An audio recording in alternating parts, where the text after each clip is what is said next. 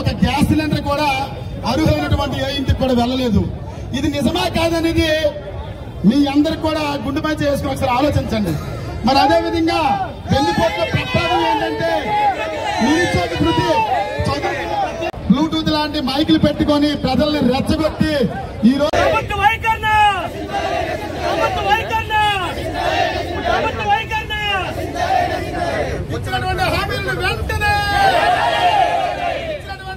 నేను చెప్పదలుచుకుంటున్నాను. నిజంగా అయ్యా చంద్రబాబు నాయుడు గారు, మీరు నిజంగా ఇచ్చినటువంటి హామీలు నెట్ట నిలువ. అసలు మీరు గత పాలన మేము పరిపాలించేటప్పుడు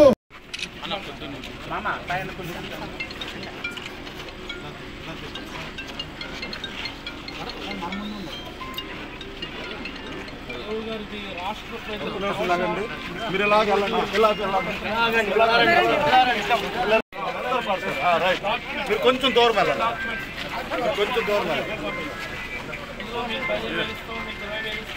లేకపోతే మీకు 50 సంవత్సరాలు పెన్షన్ ఇస్తాం, ఈ రకరకాలు చెప్పి ఇంతవరకు మాకు వేరు చేయలేదు. కాబట్టి ప్రభుత్వ ప్రతినిధిగా మీకు ఆంధ్రప్రదేశ్ ప్రజల తరఫున ముఖ్యంగా పలాస నియోజకవర్గం ఈరోజు వైఎస్ఆర్ కాంగ్రెస్ పార్టీ అందరికీ మీకు దీన్ని పంపించడం చేశారా? చిన్నపిల్లలు ప్రతి పిల్లవాడికి 15,000 అని చెప్పి ఆ పిల్లల్ని వాళ్ళ తల్లిదండ్రుల్ని వెన్నుపోటు పొడిచారు.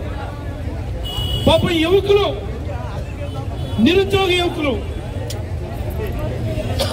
ఆల్రెడీ ఒకసారి వెన్నుపోటు గురయ్యారు. 14-19 మధ్యలో నిరుద్యోగ భృతి ఇస్తాము అంటే ఆ రోజు వెన్నుపోటు గురయ్యారు. ఒకేలాగా ఒకే స్కీమ్ మీద ఒకే వ్యక్తి అదే వ్యక్తులకు వెన్నుపోటు పడవడం చరిత్రలోనే చంద్రబాబు నాయుడు గారు సాధ్యపడిందని మనం చేస్తా ఉన్నాను. నేను ఉద్యోగులకు ఇస్తానన్నటువంటి నిరుద్యోగ వృత్తి యువకుల్ని మోసం చేయటం నీకు సంతోషమా చంద్రబాబు అని ఈ సందర్భంగా అడుగుతా ఉన్నాను. మరి ఆ ప్రభుత్వ బాధ్యతను గుర్తు చేయడానికి ఈ రోజు మనందరం ఇక్కడ సమావేశం అయ్యామని మీకు అందరికీ మనవి చేస్తూ, మరి మన పలాస తీసుకుందాం. ఒకసారి అధికారంలోకి రాకముందు సేవ్ పలాస, సేఫ్ పలాస అన్నారు. ఏమన్నారు? అని చెప్పి అడిగేటటువంటి దౌర్భాగ్యమైనటువంటి పరిపాలన పలాసలో ఉందని సందర్భంగా మనవి చేస్తా ఉన్నాను. నేను మందు తాగే ప్రతి ఒక్కడికి నేను చెప్పదలుచుకున్నా,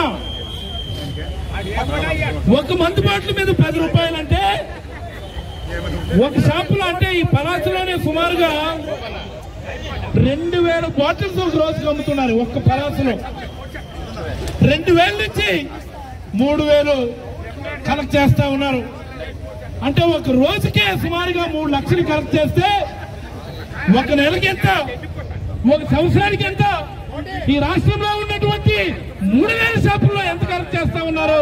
ఈ దేశంలోనే ఈ మందు మీద అదనపు 10 రూపాయలు అన్నటువంటి ఈ అల్లుడు ట్యాక్స్ అయితే ఏదైతే ఉందో, ఈ లోకల్ జిఎస్టీ ఏదైతే ఉందో, దేశంలోనే అతిపెద్ద స్కామ్ అని సందర్భంగా ప్రతి ఒక్కరికి మనం చేస్తా ఉన్నాను. నేను తగ్గిస్తాం.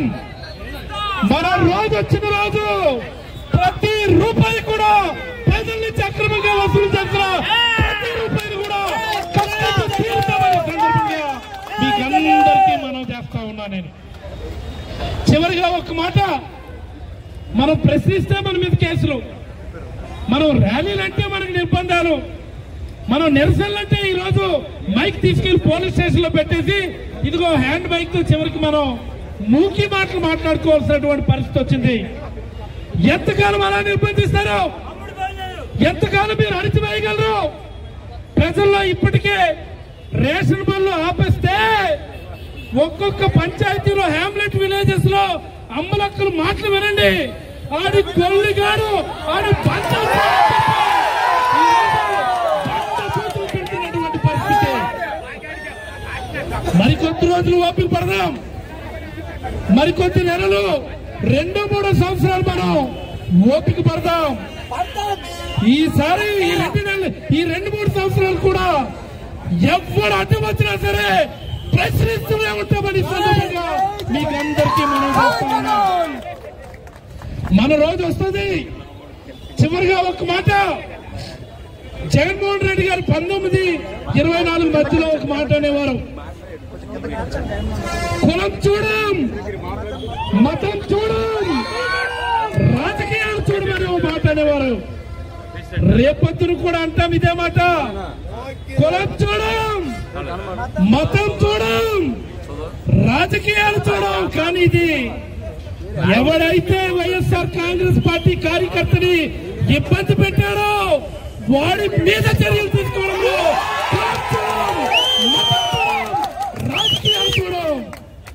వైఎస్ఆర్ కాంగ్రెస్ పార్టీ కార్యకర్తని టచ్ చేసిన ప్రతి వ్యక్తి కూడా ఆ కార్యకర్తని మళ్ళీ సెల్యూట్ చేసే వరకు మనం నిద్ర పోకుండా సందర్భంగా మీకందరికీ మనం చేస్తాం. మరి నేడు ఈ ర్యాలీ శ్రీనివాసరావు జంక్షన్ వరకు వెళ్తుంది. ప్రతి ఒక్కరూ కూడా ఏ ఒక్కరూ కూడా ఆగిపోకుండా నడిచి అక్కడ రావాలి. అనంతరం అక్కడ మనం ఒక చిన్న మానవహారాన్ని వేసి నినాదాలు చేసి తదనంతరం డిస్పర్స్ అవుతాం. అక్కడి నుంచి కొంతమంది ఆర్డీఓ ఆఫీస్కి వెళ్ళి రిప్రజెంటేషన్ ఇస్తాం.